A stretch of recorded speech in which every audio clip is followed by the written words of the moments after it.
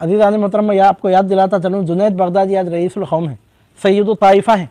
आज शजरों में उनका नाम कोहे नूर की तरह जगमगाता हुआ नज़र आ रहा है।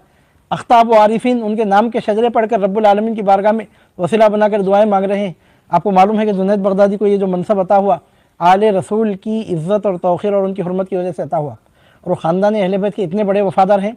एक तरफ मौलाए कायनात के बारे में फरमाते हैं इमामुना फिल वसूली वल बला अलीयुल मुर्तज़ा, और दूसरी तरफ हुज़ूर पीराने पीर गौसे आज़म दस्तगीर रज़ी अल्लाह तआला की विलादत तय्यबा से 200 साल पहले, एक 10 20 30 25 35 साल नहीं बल्कि सदियों पहले, एक तवील अरसा पहले सरकार गौसे पाक के ख़दमों में अपनी गर्दन झुका दी। वाज़ इरशाद फरमा रहे थे, मिंबर पर गर्दन झुकाई और गर्दन झुकाई और गर्दन झुकाई।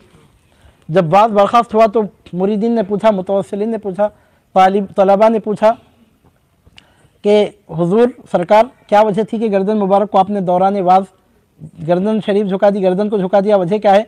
तो सैयदुना जुनैद बगदादी ने फरमाया, मैं देख रहा हूँ कि वक्त आने पर ख़ानदान रिसालत माब सल्लल्लाहु अलैहि वसल्लम का एक फ़र्द फरीद रसूल हाशिमी सल्लल्लाहु अलैहि वसल्लम के खानवादे का एक रोशन चराग़ बगदाद की जामे मस्जिद के मिंबर से ऐलान फरमाने वाला है कि मेरा ये कदम अल्लाह के हर वली की गर्दन पे है। क़दमी हाज़िही अला रक़बती कुल्ली वलीयिल्लाह। जुनैद बगदादी फरमाते हैं कि आलम मिसाल में जब मैंने देखा, वो ऐलान तो करने वाले हैं बाद में, लेकिन अभी से मैंने उनके ख़दमों में अपनी गर्दन झुका दी, अभी से मैंने अपनी गर्दन उनके ख़दमों में झुका दी। जुनैद बगदादी ने गर्दन झुका दी का मतलब क्या निकला? जुनैद बगदादी का गर्दन झुकाना किसी एक शख्सियत का गर्दन झुकाना नहीं है। जुनैद बगदादी ने गौसे पाक के ख़दमों में गर्दन झुका दी का मतलब यह है कि तरीक़त व मारिफत के पूरे इंस्टीट्यूट ने गौसे आज़म दस्तगीर के ख़दमों में अपनी गर्दन झुका दी। यानी मतलब है कि दुनियाए तसव्वुफ़ व तरीक़त की आबरू हैं और अथॉरिटी रखने वाले हैं। जुनैद बगदादी का सर झुकाना, मुझे आप कहने दीजिए यहाँ पर कि जुनैद बगदादी की गर्दन झुकी, तनहा जुनैद बगदादी की गर्दन नहीं झुकी, क़ियामत तक आने वाले पूरे सोहरावर्दियों की, पूरे रिफाइयों की, पूरे नक्शबंदियों की गर्दन सरकार गौसे पाक के ख़दमों में झुक गई, क्योंकि जुनैद बगदादी सबके पीर हैं और वो गर्दन झुकाते हुए नज़र आ रहे हैं। अभी मैंने आपके सामने सूफिया के इमाम की बात कही, जुनैद बगदादी की बात कही, कोई सूफी दम नहीं मार सकता उनकी बात के बाद, वो तो तरीक़त के हवाले से थी। अब आप सुनिए शरीयत के हवाले से एक बात, अइम्मा शरीयत के हवाले से एक बात मैं आपके सामने अर्ज़ कर रहा हूँ। जो हवाला देते हैं ना, इमाम बुखारी ने हदीस नक़ल की, इमाम मुस्लिम ने, इमाम तिरमिज़ी ने, इमाम अबू दाऊद ने, इमाम इब्न माजा ने, इमाम नसई ने, ये 6 के 6 इमामों के उस्ताद या उस्तादुल असातिज़ा इमाम अहमद बिन हम्बल रहमतुल्लाह अलैह ने हुज़ूर गौसे पाक रज़ी अल्लाह तआला अन्हु से मुआनक़ा फरमाया और एक तारीख़ी जुमला इरशाद फरमाया। अहमद बिन हम्बल ने कहा सरकार गौसे पाक से कि ए अब्दुल क़ादिर, हम इल्म शरीयत में भी, इल्म तरीक़त में भी आपके मोहताज हैं। ये नहीं फरमाया कि इल्म शरीयत हमारा है, इल्म तरीक़त आपका है, आप 450 साल के बाद पहले पैदा हो गया। इमाम बुखारी मेरे शागिर्द हैं, मुस्लिम, तिरमिज़ी, अबू दाऊद, इब्न माजा, नसी सब मेरे शागिर्द हैं। या तरीक़त आपकी है, शरीयत हमारी है, आप अपनी जगह तरीक़त के बादशाह हैं, तो हमको अल्लाह ताला ने शरीयत का इल्म दिया, ये नहीं कहा।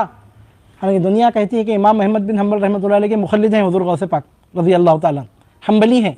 लेकिन ख़ुद इमाम अहमद बिन हम्बल ने क्या कहा? अब ठीक है, सरकार गौसे पाक ने हम्बली फ़िक़्ह पे करम फरमा के उसकी बक़ा का सामान करने के लिए बहुक्म रसूल अरबी सल्लल्लाहु अलैहि वसल्लम उस फ़िक़्ह पर आपने अमल फरमाया।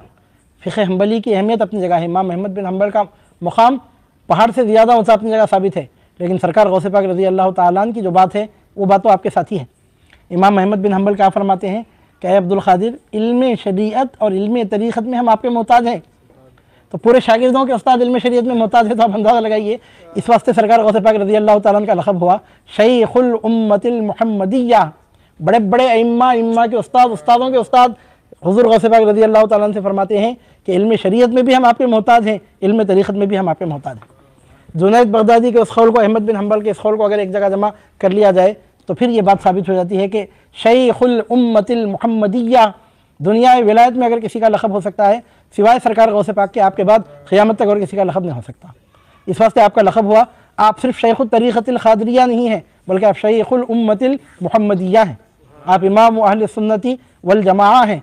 अहमद बिन हम्बल जिनके बारे में कहें कि शरीयत और तरीक़त के इल्म में हम आपके मोहताज हैं। जुनैद बगदादी जिनके बारे में कहें कि मैंने अपनी गर्दन उनके ख़दमों में झुका दी, उनको अब्दुल क़ादिर गिलानी कहते हैं।